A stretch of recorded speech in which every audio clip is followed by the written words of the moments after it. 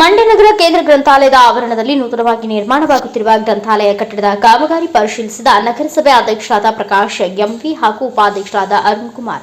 ಈ ಸಂದರ್ಭದಲ್ಲಿ ಮುಖ್ಯ ಗ್ರಂಥಪಾಲಕರಾಧಿಕಾರಿಯಾದಂತಹ ಜೆಎಂ ವಜ್ರಮುನಿ, ಲೋಕೋಪಯೋಗಿ ಇಲಾಖೆ ಸಹಾಯಕ ಕಾರ್ಯಪಾಲಕ ಅಭಿಯಂತರರಾದ ಸತೀಶ್, ಅಭಿಯಂತರರಾದ ನಾಗೇಶ್, ಸಿದ್ದರಾಜ ಸೇರಿದಂತೆ ಇತರರು ಉಪಸ್ಥಿತರಿದ್ದರು. Girish, NKS TV 4 news, Mandya.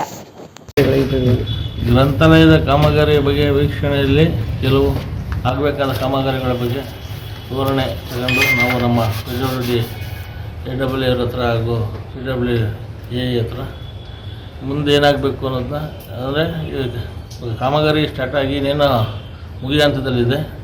ಈಗ ಈ ಉದ್ಘಾಟನೆ ಸಮಯ ಹತ್ರ ಬಂದಿರೋದ್ರಿಂದ ನೆಲಕ್ಕೆ ಫುಟ್ಪಾತ್ ಟೈಲ್ಸು ಮತ್ತು ಮುಂಗಡೆ ಫೆನ್ಸು, ಗೇಟು ಇವೆಲ್ಲ ಇರೋದ್ರಿಂದ ಒಳಗಡೆ ದೀಪಗಳು, ಕಂಬದ ದೀಪಗಳಿಗೆ ಮತ್ತು ಕುಡಿಯೋ ನೀರಿನ ವ್ಯವಸ್ಥೆಗೆ ಇವೆಲ್ಲ ಏನೇನು ಬೇಕು ಅಂತ ಮಾಡೋಕ್ಕೆ ಬಂದಿದ್ದೀವಿ. ನಾವು ಉಪಾಧ್ಯಕ್ಷರು ಹಾಗೂ ನಮ್ಮ AWR ನಮ್ಮ ವಜ್ರಮುನಿಯವರು ಇನ್ನು ಮುಂದಕ್ಕೆ ಇನ್ನೇನೇನು ಬೇಕಾಗ್ಬೋದು ಅನ್ನೋದನ್ನ ಇವಾಗ ಪರಿಶೀಲನೆ ಮಾಡಿ ವರ್ಕೌಟ್ ಮಾಡಿ, ಅಂದರೆ ಚಾರ್ಟ್ಔಟ್ ಮಾಡಿ ಕೊಟ್ಟು ಲಿಸ್ಟ್ ಮಾಡಿ ಇದು ಮಾರ್ಚ್ ಅಥವಾ ಏಪ್ರಿಲ್ ಫಸ್ಟ್ ವೀಕಲ್ಲಿ ಓಪನ್ ಮಾಡೋಕ್ಕೆ ವ್ಯವಸ್ಥೆ ಮಾಡ್ತೀವಿ ಅಂತ ಹೇಳಿ.